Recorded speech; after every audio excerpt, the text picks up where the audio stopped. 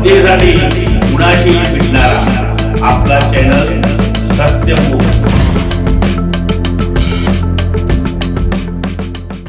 इचलकरंजी महानगरपालिकेच्या नुकत्याच पार पडलेल्या निवडणुकीत 65 नगरसेवक निवडून आलेत। महापौर पदासाठी आरक्षण पडणार हे निश्चित। या सर्वाचा विचार करून इचलकरंजी महानगरपालिकेचा पहिला महापौर म्हणून श्री तानाजी पवार यांच्याच गळ्यात महापौर पदाची पहिली माळ पडण्याचं मत सत्यमुख प्रतिनिधी बाबासाहेब मांगलेकर यांनी व्यक्त केलं।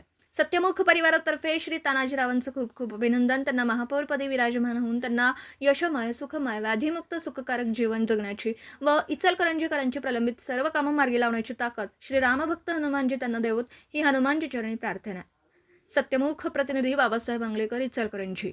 जनतेसाठी कुणाशीही भेटणारा आपला सत्यमुख। लाईक करा, शेअर करा आणि बेल आयकॉन ऑन करा। मित्रांनो, विसरू नका।